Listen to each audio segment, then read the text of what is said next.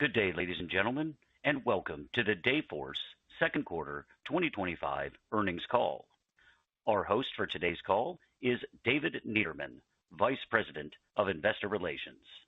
At this time, all participants are in a listen-only mode. Later, we will conduct a question-and-answer session. I would like to now turn the call over to your host, Mr. Niederman. You may begin. Thank you for joining, and welcome to the Dayforce second quarter 2025 earnings call. I'm David Niederman, Vice President, Investor Relations. As a reminder, all participants are in a listen-only mode, and a question-and-answer session will follow our opening remarks. Joining me on the call today are CEO David Ossip and CFO Jeremy Johnson. We also have Chief Strategy, Product, and Technology Officer Joe Korngiebel and our President and COO Steve Holdridge available for Q&A. Before I hand the call over to David, I want to remind everyone that our commentary may include forward-looking statements. These misstatements are subject to risks and uncertainties that could cause Dayforce's results to differ materially from historical experience or present expectations. A description of some of these risks and uncertainties can be found in the reports we file with the Securities and Exchange Commission, such as the cautionary statements in our filings. Additionally, over the course of this call, we'll reference non-GAAP measures to describe our performance. Please review our earnings press release and filings with the SEC for our rationale behind the use of these non-GAAP measures and for a full reconciliation of these GAAP to non-GAAP metrics. These documents, in addition to a replay of this call and also a transcript, will be available on the Dayforce Investor Relations website. And with that, I'd like to turn the call over to David. Thanks, David, and thank you all for joining us. I'll begin with some high-level commentary on our results and outlook before handing the call over to Jeremy, who will provide more detail on our financials and guidance. We had a great second quarter and came in above the high end of guidance across all metrics. Most noticeably, Dayforce recurring revenue, excluding floating on a constant currency basis, grew 14%. Adjusted EBITDA margin was up 420 basis points to 31.7%, and free cash flow in the quarter was $87.1 million, or 18.7% of revenue. Year-to-date, free cash flow was up 500 basis points to $106.6 million. We continue to balance profitability and growth. We are targeting to grow Dayforce recurring revenue above 15%, and we expect free cash flow margins to grow faster than we laid out at our Investor Day last fall. This year, we have increased our free cash flow margins guidance from 12% to between 13.5% to 14%, representing an expansion of approximately 400 basis points year over year. And we believe we can achieve $1 billion of free cash flow by 2031. Jeremy will expand on the levers we can pull to achieve this. Our momentum towards this goal is rooted in our deep cross-organizational focus on driving efficiencies and simplicity that yield value, both in our business and with our customers. This begins with our sales cycle and a value proposition of consolidating an average of 12 systems to one, which continues to resonate strongly with prospects. It also extends to how we push ourselves to move quickly to provide value for customers in our deployments, as evidenced by our industry-leading retention rate, and it absolutely applies to how we innovate our products, delivering greater productivity as we further our placement as the AI people platform. I've seen this flywheel around simplicity, productivity, and value come to life over the past year at our highly successful Dayforce Summit series, where we host gatherings of prospective customers, partners, and existing Dayforce customers. The energy of the community and the excitement around the product is palpable, with an impressive conversion and close rate that gives us great confidence in the year as we move closer to our annual customer conference, Dayforce Discover, in Las Vegas in October. We invite the investment community to attend and look forward to seeing many of you there. Now, more specifically on the sales front, Sam has created an operational machine that is firing across all segments with remarkable sales momentum for the third consecutive quarter. On a year-to-date basis, bookings have grown over 40%. New client bookings across all segments performed well in the second quarter. System integrator-led sales growth outpaced overall sales growth, and we are pleased with the traction our partners are gaining. Additionally, our back-to-the-base sales strategy continues to succeed, with sales to existing customers growing over 50% in the second quarter and representing 40% of total bookings. There is a significant opportunity in back-to-base sales. We have almost 7,000 customers live on Dayforce, but still have a relatively low penetration of modules in relation to our offerings. You can see this in that our average PEPM is still only about $13 across the base. However, today we have a full set of HCM offerings. At the 1,000 employees per customer level, payroll and time is about $10 per employee per month. The talent offerings add another $10, the managed another $10, and our data capabilities, including the AI Assistant, Experience Hub, Studio, and Analytics, add another $10. We are seeing strong evidence of this in both new and add-on sales. For new customers this year, 93% of our enterprise segment and 90% of major market segment new sales were full suite. And manage has been added to 17% of new business deals this year, with bookings up over 100% versus last year. Over time, we expect to achieve much deeper penetration and see an increase in the average PEPM across our base. This is important from two aspects. First, we have much higher sales productivity in back-to-base sales, and second, the profitability of these sales is much higher. So as we execute this strategy, we expect to see higher EBITDA and higher free cash flow conversions. Turning to our key business wins in the second quarter, we added several new large customers that we are excited to welcome to the Dayforce family, including a global leader in apparel expanded its relationship with Dayforce, adopting a full suite to support its global workforce of 37,000 employees. For this customer, we are displacing at least 8 different software vendors in a terrific validation of our value proposition. We'll be helping them streamline their HR operations, enhance their workforce agility, reduce operational risk, and elevate their employee experience. A leading US-based provider of essential infrastructure services selected Dayforce Managed Payroll, Workforce Management, HR, and Talent Solutions to support its 10,000 employees across 45 states. This customer works with over 300 different unions, and the Dayforce platform will allow them to accommodate their complex reporting and tracking required by their employee organizations. A large multinational industrial company selected the full Dayforce suite, including Managed Payroll, for a divestiture consisting of 3,100 employees. This customer selected Dayforce for our integrated system and to have the ability to access real-time data. An energy service company with operations in the United States and Canada selected Dayforce to provide a wide range of HCM functions for its largely field-based workforce. This company needed a solution with an intuitive yet functional mobile user interface based on a single system.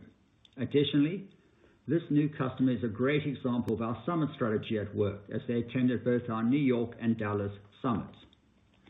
And finally, in June, the government of Canada formally announced that they had selected Dayforce for HR and pay transformation for its employees.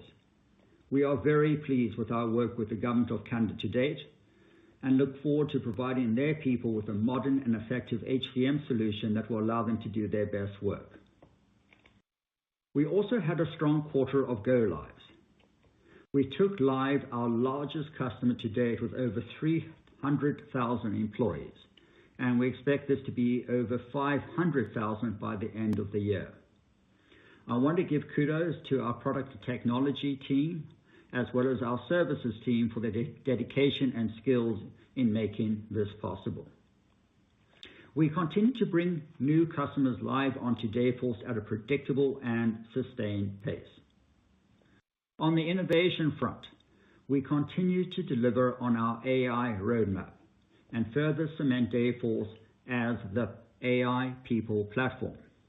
This consists of three core areas.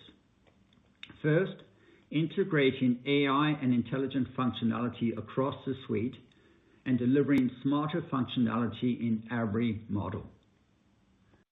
This quarter, we delivered features including AI skills-based learning to deliver personalized, efficient people development experiences, enhanced skills requirements for shifts in workforce management to optimize scheduling and workforce productivity, heightened letter management with advanced analytics and custom reports for streamlined HR communications, new total rewards in compensation management to simplify pay transparency and strengthen retention efforts, new Dayforce Experience Hub on mobile to provide seamless, intuitive experiences for frontline workers, and we added over 230 compliance updates to reduce manual effort and support regulatory alignment.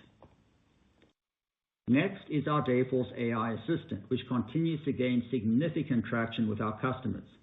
On both the second quarter and year-to-date basis, over half of new business wins also purchased Dayforce AI Assistant. This early success is encouraging, and we are just getting started with our AI efforts. In addition, almost 100% of new business wins included our AI people platform. More than 80% of new business wins included our AI analytics, and nearly 60% of new business wins included our AI learning products.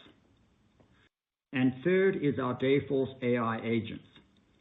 Joe has a roadmap of over 30 agents that we are delivering on, starting with our latest feature release available this month. This will include the availability of our Pay Discovery AI agent and our Contextual Writer agent, offering generative AI writing assistance across our platform, including performance goals, job descriptions, self-assessments, employee feedback, help tickets, and writing support across our HCM platform. We are focused on delivering on our commitments here and are pushing forward as an AI leader as we continue to see interest in these offerings increase. I look forward to sharing more about what's to come at Dayforce Discover. Getting back to our strong sales performance this year, we are seeing success because we purposely built Dayforce with a single data model with comprehensive capabilities from pre-hire to post-retirement. This allows customers to replace a multitude of disparate HCM technologies with a single Dayforce solution. And this in turn provides our customers with a strong cash internal rate of return alongside a much better experience and decision making.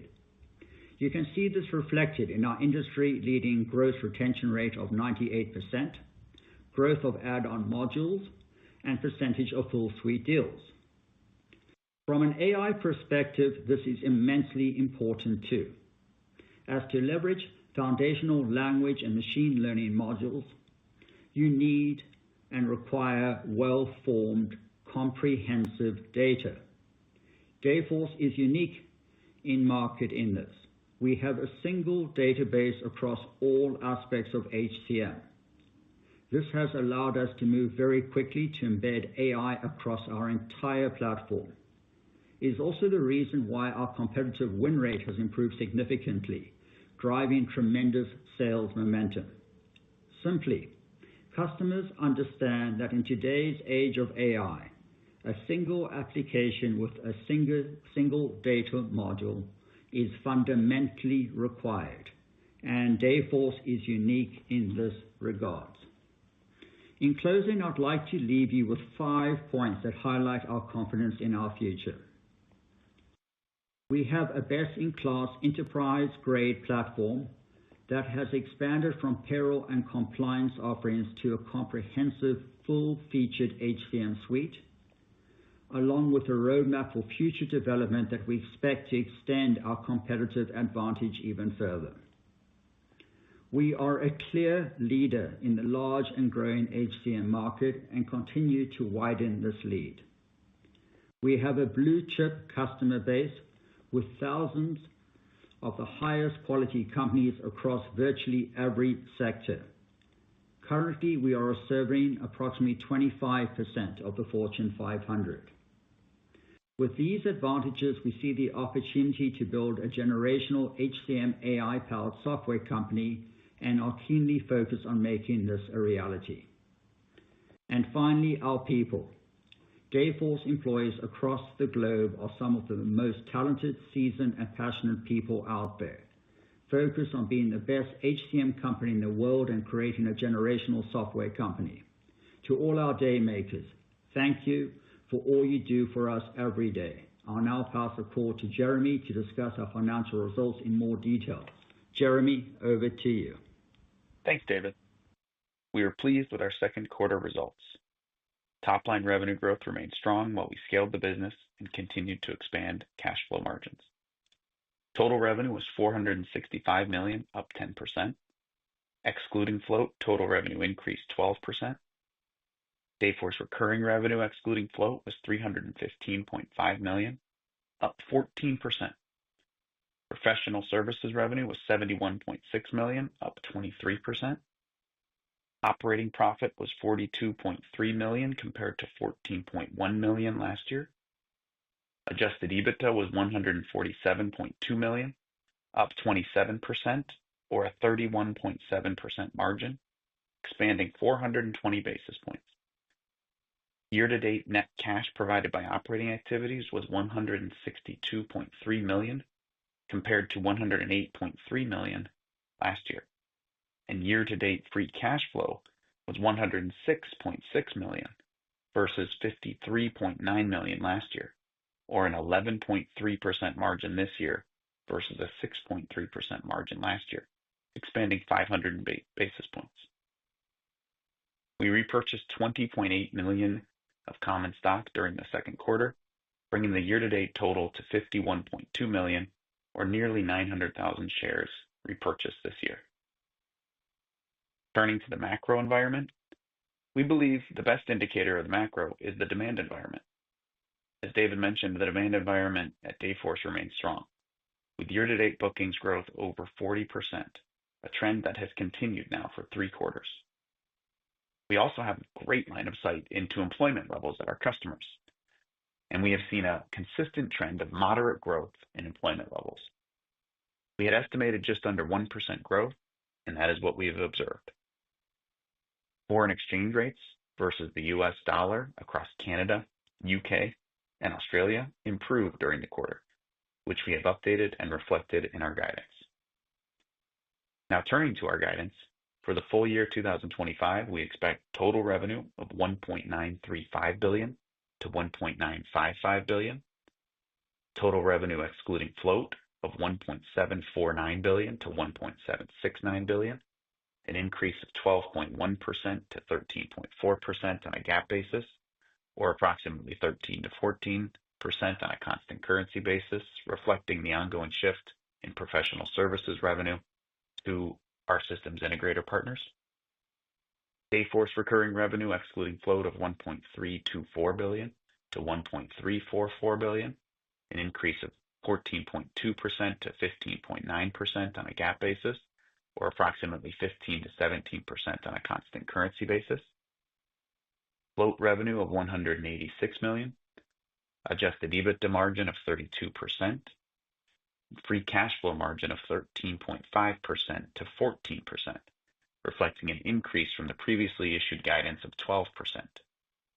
This increase reflects the impact of the One Big Beautiful Bill Act enacted by the U.S. Congress in July of 2025. The legislative changes are expected to impact our future cash tax remittances, resulting from changes to tax deductibility rules for domestic research and development costs. And for the third quarter, we expect total revenue of $476 million to $486 million, total revenue excluding float of $434 million to $444 million, an increase of 10.1% to 12.6% on a GAAP basis, or approximately 11 to 13% on a constant currency basis.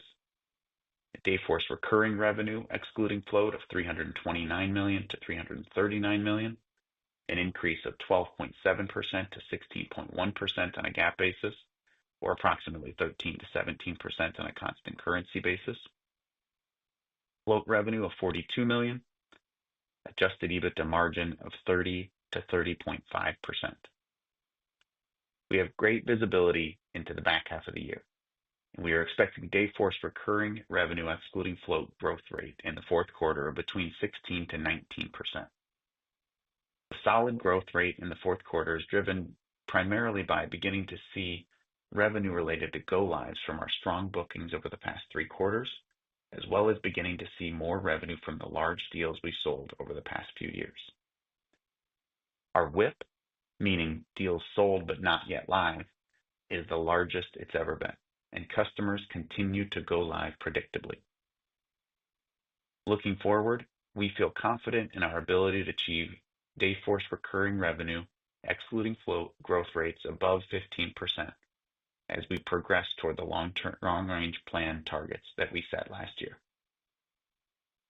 As David mentioned, we are seeing a faster path to free cash flow expansion than we set forth at our Investor Day, and I'd like to expand on that. First, we are executing against our plan very well today. Year to date, our total revenue of $946.5 million is up $92 million, and our free cash flow of $106.6 million is up $53 million. That means incremental free cash flow margin on our incremental revenue is an impressive 57%. Our ability to convert incremental revenue into free cash flow is what ultimately gives us confidence in our ability to continue to drive free cash flow margin expansion well into the future. Second, we are confident in our ability to scale the business as we drive technology, automation, AI adoption, and the use of cost-effective jurisdictions.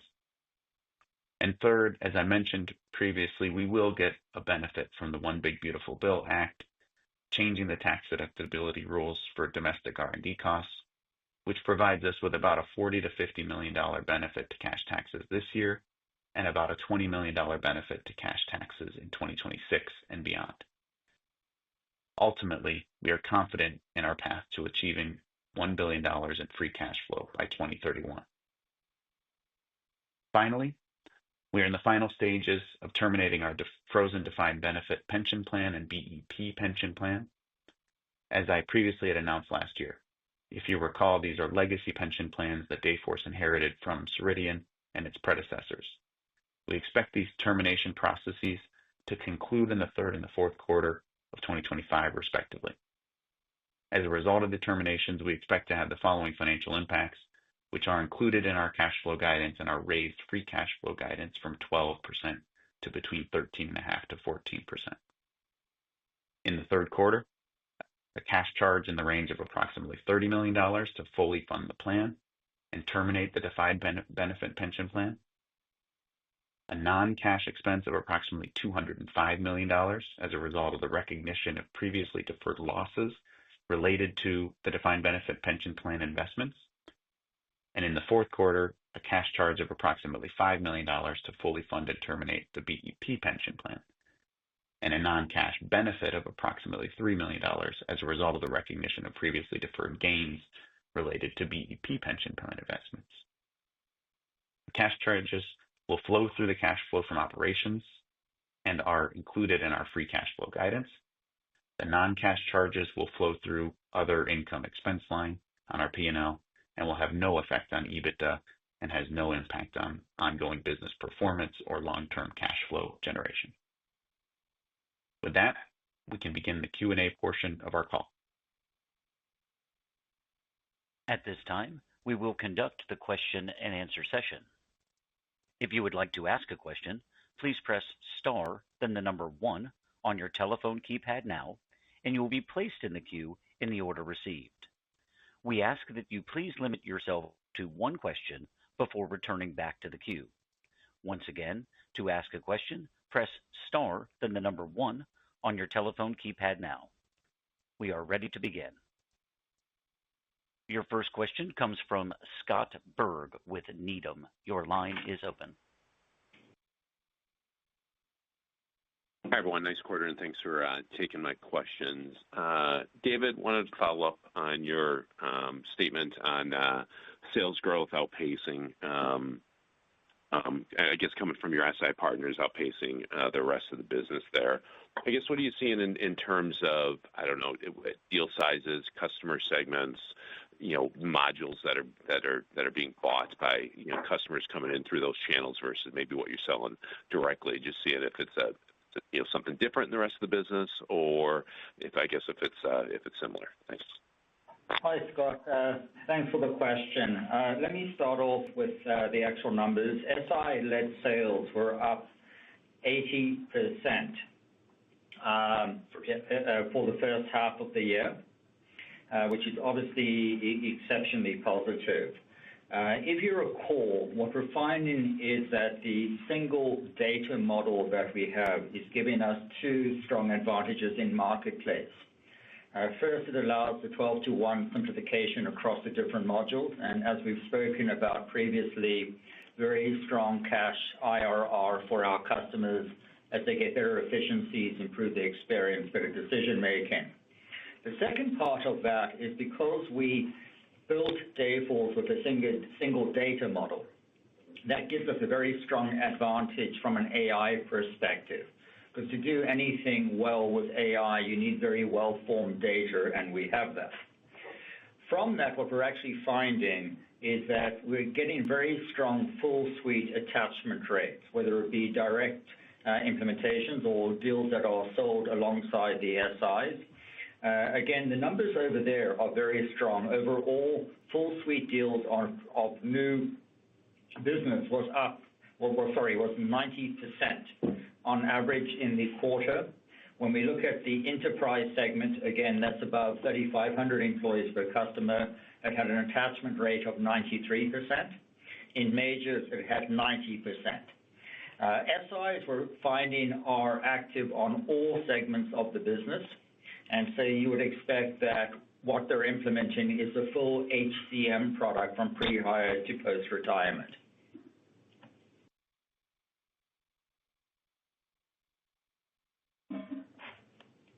Your next question comes from Siti Panigrahi with Mizuho. Your line is open. Great. Nice quarter with balanced growth and also good free cash flow. David, good to see this strong bookings growth, 40% plus in last 3 quarters. So how should we think about this bookings translating to revenue? Mainly, what kind of initiatives you're taking to handle smooth go-lives? Are you partnering with any SIs, or do you have any other plan there? And also, when you think about the strong back-to-base bookings versus new, should we see the go-live of those back-to-base faster than new bookings? Thank you. Siti, thanks for the question. As you know, on average, it takes about 12 months to onboard a new client, and you are correct that the add-ons happen quicker than when we do a net new client. From an SI perspective, as I mentioned, SI-led sales were up 80%, and in the second quarter, 45% of new sales are SI-led, which is up from 35% of last year. So we're finding that to be very successful. When we actually look at what's driving the 40% plus ACV growth, sales growth year over year, there are a number of aspects. Again, first, full suite sales are now above 90% attachment rates. We're finding AI, the attachment rate now is above 50% on new sales. Client-based sales, so these are the add-on modules, is now at 40%, which is up 50% year over year. Managed is now 17% of new business, which is up 100% year over year. And so very strong sales momentum from a number of different converging reasons. Again, tied, we believe, to the single data and single application solution we have, which gives us a really differentiated solution in market, both from a 12-to-1 simplification and from an AI perspective.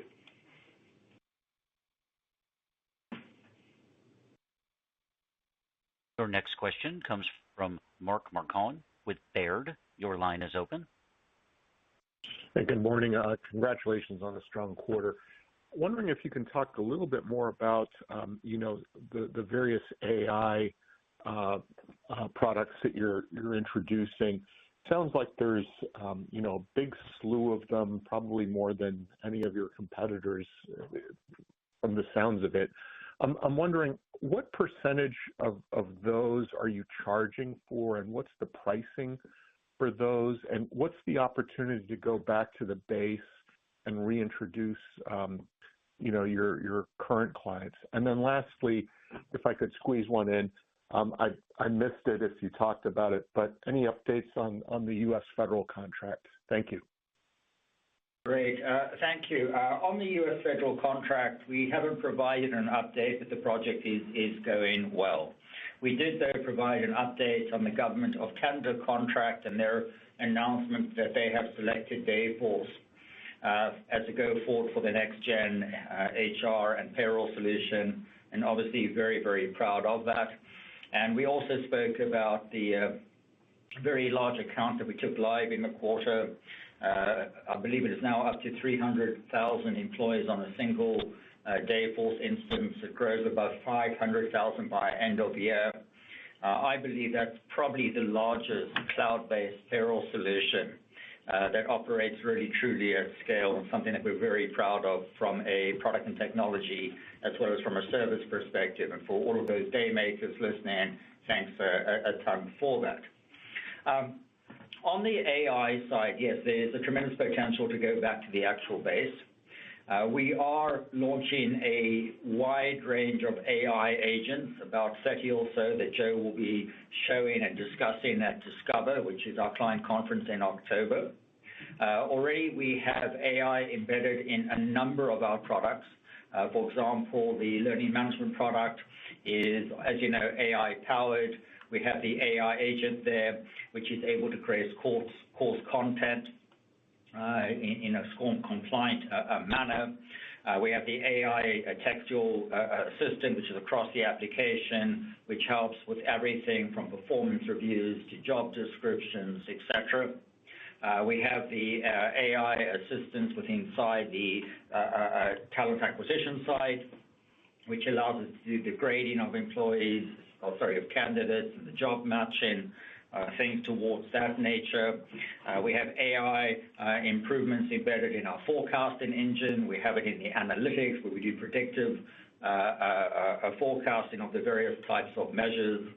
When I look at the overall PEPM of the Dayforce clients, which is really probably the most important, average PEPM across the 7,000 customers is around $13 per employee per month. We have, though, a full suite HCM system, which, if I look at just the talent modules, that adds a potential of another $10 across the base. Managed, which is gaining great traction, and remember, our managed margins are pretty much the same as our cloud margins. Managed is now 17% of new business, which is up at 100%, so great potential. And then data, which includes AI, currently is at 10, and as we roll out more of the agents and the kind of agent servers as well, we believe there's a strong potential to increase the AI capability and as well what will be charging our clients. Your next question comes from Jason Celino with KeyBanc Capital. Your line is open. Hey, great. Thanks for taking my question this morning. Maybe just one for Jeremy. Nice to see the benefits from the OBBA. Sounds like this will affect your cash tax remittances going forward, but curious how much of your R&D operations are based in the U.S., and then on a go-forward basis, would this also translate to benefit on the non-GAAP tax rate, or just curious on those details? Thanks. Yeah, thanks, Jason. It's good to hear from you.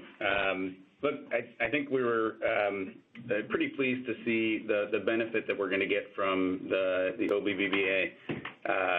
The domestic change, the change to domestic R&D from move from 5-year capitalized to immediate expensing. That's really the most impactful piece of the act that was put forth. with this change, we can begin to expense immediately the R&D, domestic R&D costs. So for us, that'll result in, as we talked about a $40 to $50 million benefit this year from a cash taxes side of things. So we do have a decent portion of our R&D domestic. We also have some in Canada, but we have a good chunk in the U.S. as well. On an ongoing basis, we expect that the benefit of this bill will be about $20 million, just from immediately expensing as opposed to our original kind of long-range assumptions, assuming that we would spread that out over 5 years. So there's a nice benefit inside of there, and that allowed us to have the confidence to increase our full-year free cash flow guidance from 12% of revenue to 13.5% to 14% of revenue. And I think it also is one of the factors that goes along with us having a lot of confidence in our long-range plan targets. And we feel very confident in our ability to achieve that $1 billion in free cash flow by 2031. It's not just the tax changes here that are driving that. I think you look at our success that we're having in driving free cash flow outside of this, it's year to date. And I said it in my scripted remarks, I'll say it again. Our year-to-date revenue is up just over $90 million, and our year-to-date free cash flow is up just over $50 million. And it's an incremental 57% margin on our revenue there on the free cash flow side. So we are getting a benefit from our operations, from scaling our operations, and we're really pleased with what we're seeing across automation, across driving technology changes and process changes in our organization, and then the early stages of AI and the investment that we're making there. So we're feeling bullish about our ability to hit those long-range plan targets. Your next question comes from Mark Murphy with J.P. Morgan. Your line is open. Oh, thank you so much, and I'll add my congrats, David and Jeremy. The bookings growth of 40% is just very, very impressive. We realize each company tends to define bookings slightly differently. Is there any way to dimensionalize that figure and help us understand how that might affect the Dayforce recurring revenue growth in terms of magnitude when that booked business begins to go live, say perhaps a year down the road? I think you're giving us a look at that, a couple points of uplift by Q4. I'm just wondering a little around the corner, like what is the overall uplift or magnitude of that? Any kind of framework that would help us roll it forward in our models? So the first part of your question, when we talk about ACV as annual contract value, we're looking at the amount of recurring revenue that we sold, and we take the monthly amount and we multiply it by 12 to get an annual contract value of recurring revenue. And that number is up more than 40% year over year, and it's consistent with what we saw in terms of the growth rate in Q1 and as well in Q4. So we're very, very happy with that. And again, Mark, the reason again is more full suite deals above 90%, AI attachment, client-based sales at 40% or up 50% year over year, managed being sold now at 17% of new business, up 100% year over year. So all very, very good. We haven't yet done our modeling for 2026. You can see some of the benefits on the probably last year Q4 coming in towards the end of the year, and you can see that with the acceleration of the Dayforce recurring revenue. There is some seasonality to the business, so give us a bit of time before we come out with our 26 guide.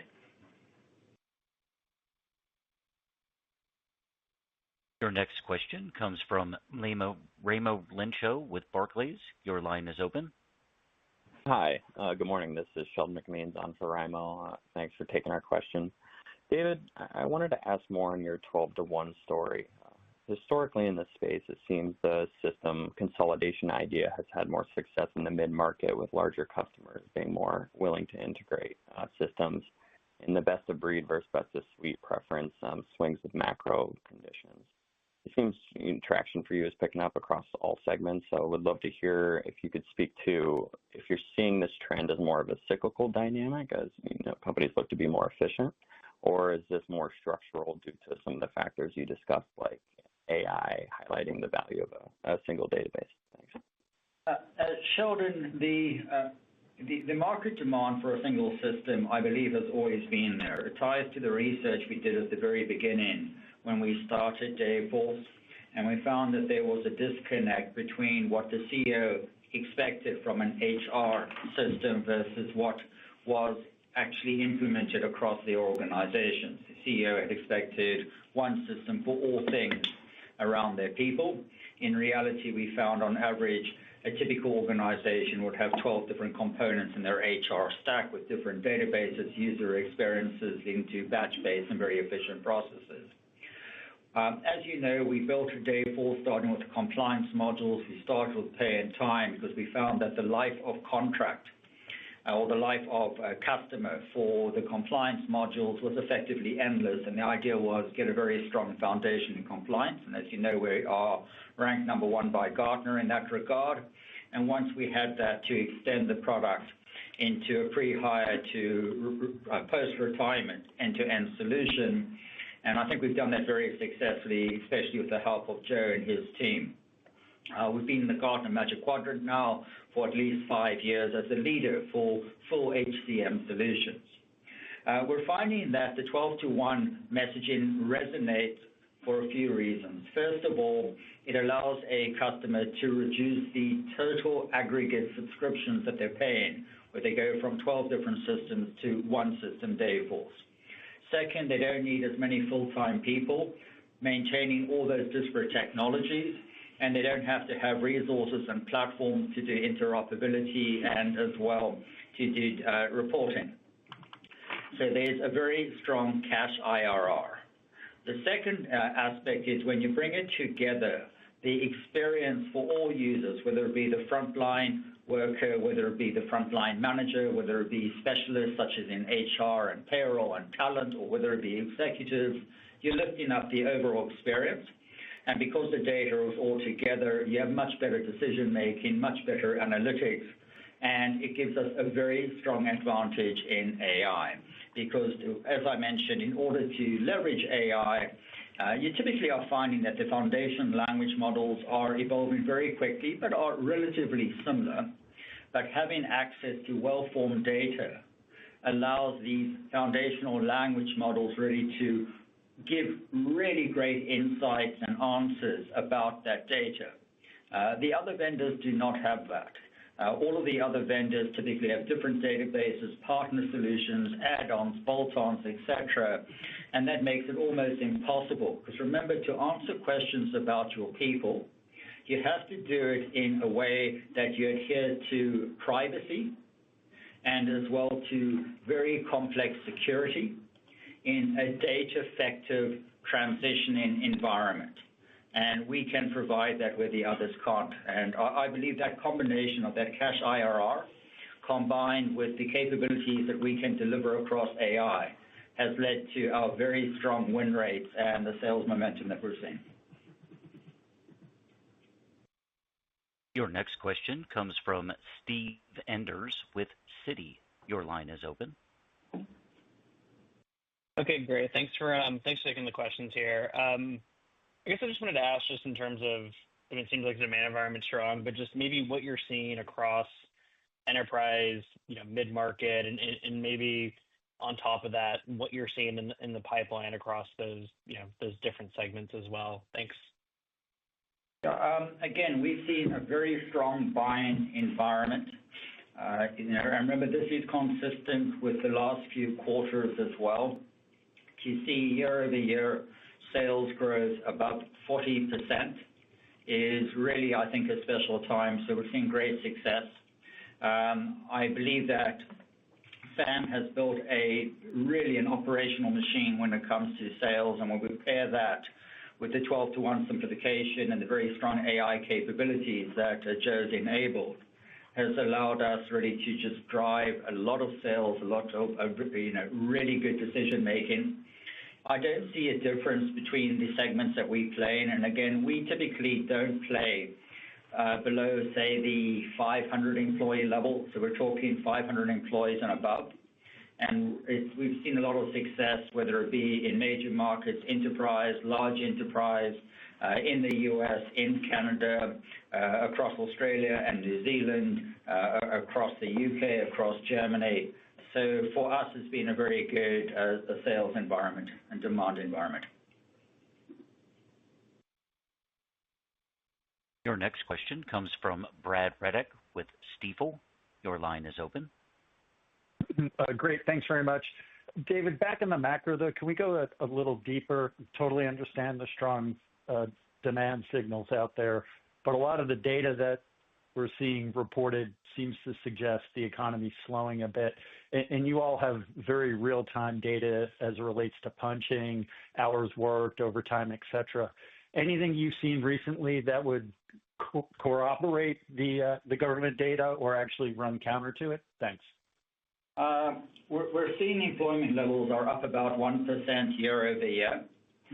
So they are up, but they are up less than what I'll say we've seen historically. Historically, it's been about 2%. Remember that we play in frontline worker organizations. So where we have the most amount of success and where we have our customers is really around hospitality, retail, manufacturing, logistics, extended healthcare. And these are all segments or verticals where you typically find that AI is not going to have or hasn't had much of an impact. For example, if I go to hospitality, we really are talking about the people who maintain and clean the rooms, the people who work in the restaurants, who do the dishwashing, that do the landscaping, the maintenance.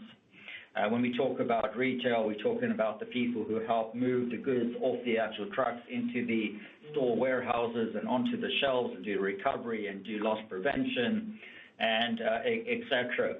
So the segments that we focus on, I think, are still growing very well. I would argue that some of the administration's decisions of really bringing a lot of the manufacturing and jobs back to the U.S. benefits us and provides us with a bit of a tailwind in terms of the industries that we serve. And because of our very strong differentiation, not only on the data and the 12-to-1, but remember, we are quite unique in our ability to do the compliance calculations. That single pay and time continuous engine is still a very, very strong differentiator.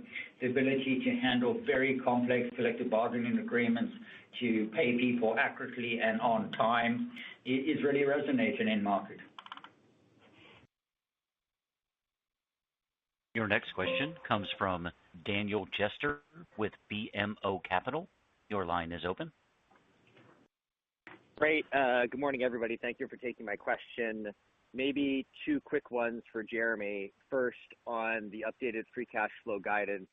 I've been trying to sort of do all the numbers while we've been going on the conversation today, and I just want to confirm, you talked about underlying efficiency, there's also some FX, and then there's the OBBA impact.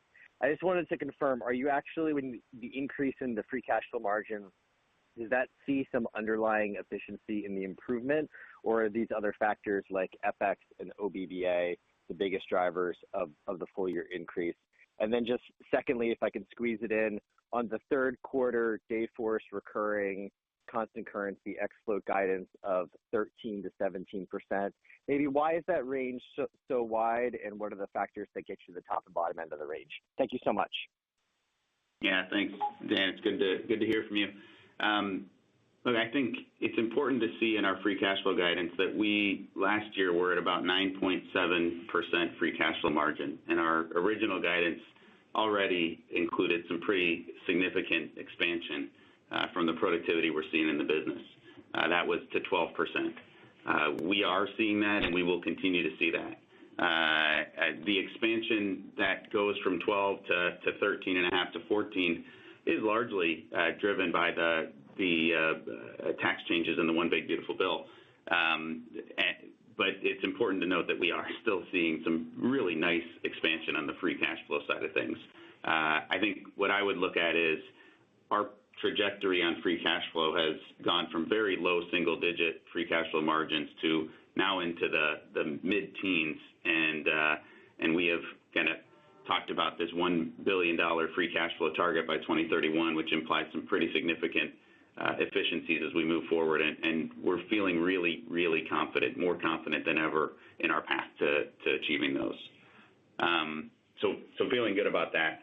The recurring revenue side of things, Dayforce recurring revenue, our guidance has a $10 million range that just happens to be a 13 to it looks like 16% range on a constant currency basis.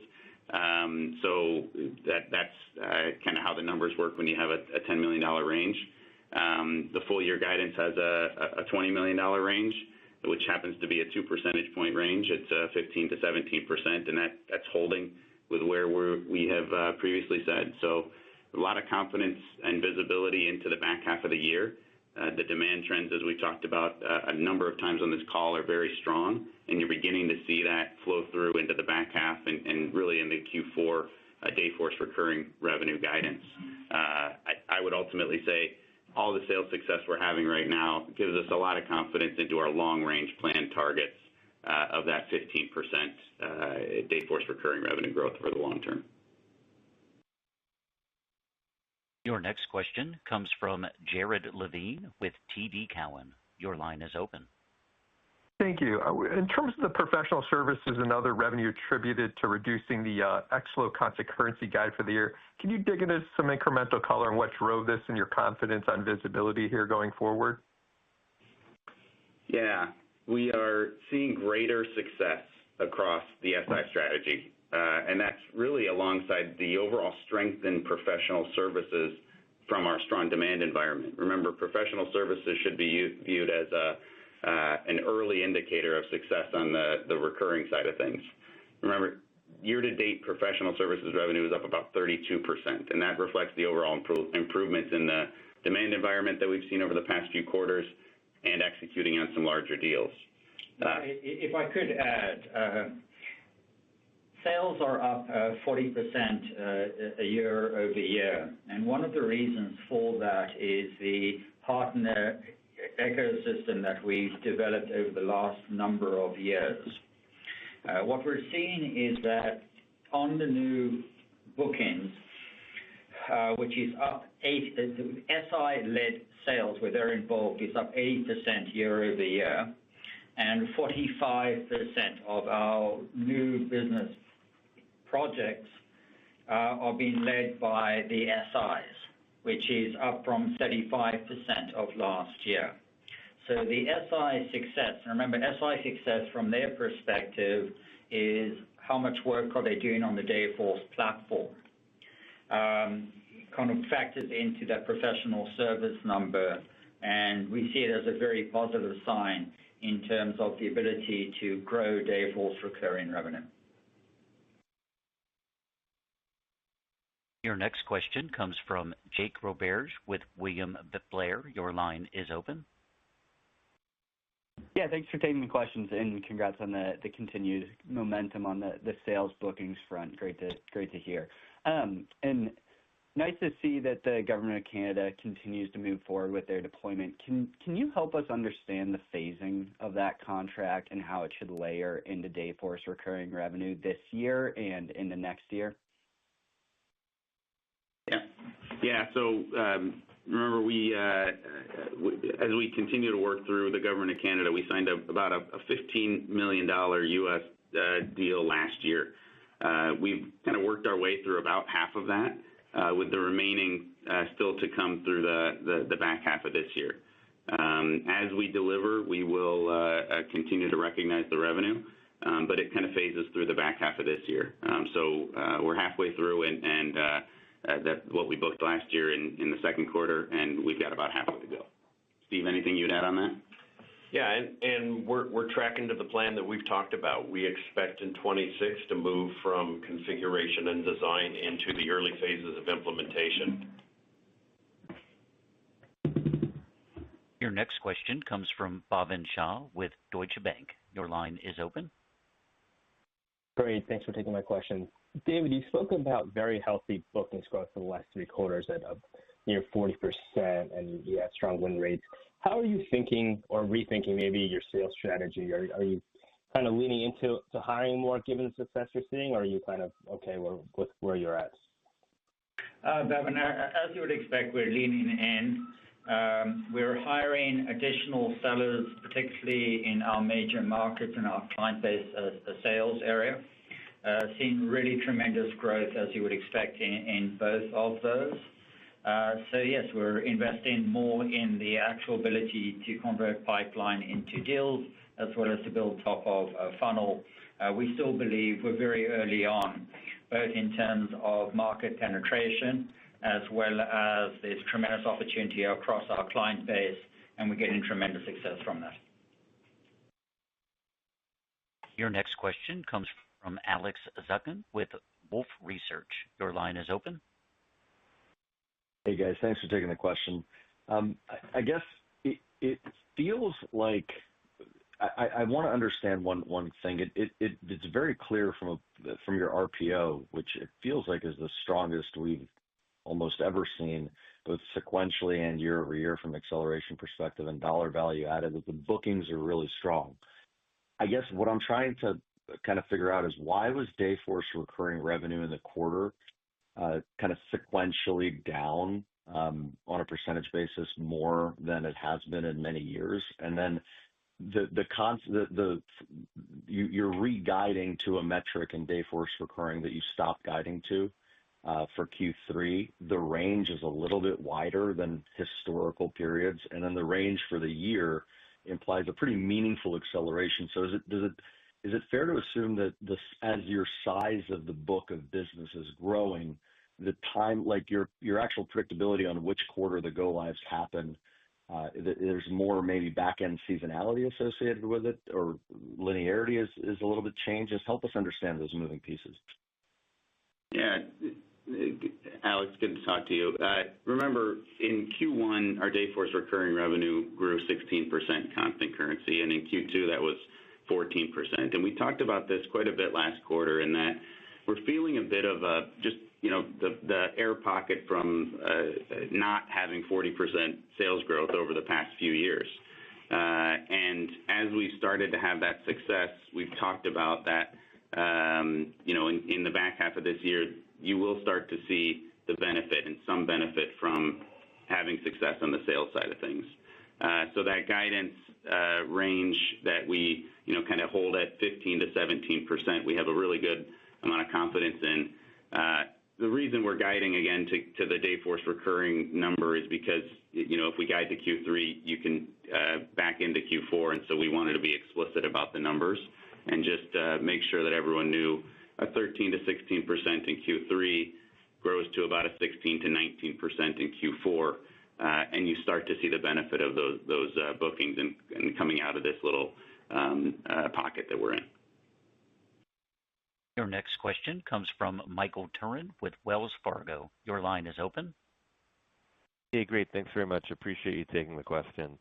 I realize it's a bit of a lagging metric, but the go lives in the first half have trended in the 50s each quarter, and clearly the commentary on bookings and what you're expecting into the rest of the year sounds fairly strong. So just any additional commentary you can provide to help bridge those? Is it just the customers are larger and so that metric becomes less useful, or how you're expecting just the mix between new and existing customers trends rest of year is helpful as we're just unpacking that a bit. Thank you. Yeah, that's a great question, Michael. There are a few things. Remember that we're focusing our business really on that 500 and above market segment, and in the number that we talk about, it's a net number. So there are some smaller customers that, quite honestly, might not be a great fit for us. We would count one of those customers equivalent to, say, that large enterprise customer that went live with 300,000 employees. So that metric we report is from a continuation perspective, but it doesn't really have much meaning on the business. So focus is required because it allows us to get much higher sales productivity across Sam's organization, and it allows Joe to focus on the product and technology side on a very well-defined market. And in Steve and Chris's organization, it allows us to build more automation and leverage AI to get really efficient around the onboarding and the experience of the actual customers. In addition, we have built up the client-based sales. Remember, we have 7,000 customers with, as I said, very kind of low PEPM penetration and just a tremendous white space opportunity across the client base. So what Sam's done over there to build out a really well functioning client-based sales team, obviously empowered by all the great product that Joe's put together, really allows us to drive that. And, the one point that I'll probably end with is Jeremy spoke about this from a free cash flow perspective. Year to date, Dayforce recurring revenue is up about $90 million, just over 90. And of that, the contribution in terms of free cash flow from that $90 million of added revenue is above 50 million or 57%. So I believe the strategy is very sound. And remember, as I said at the very start of my script, the goal here is to generate over $1 billion of free cash flow by 2031. And in order to do that, we want to see Dayforce recurring revenue grow at about 15%. To get there while increasing the free cash flow conversion quite rapidly. This concludes the Q&A session and today's call. Thank you for attending and have a wonderful rest of your day.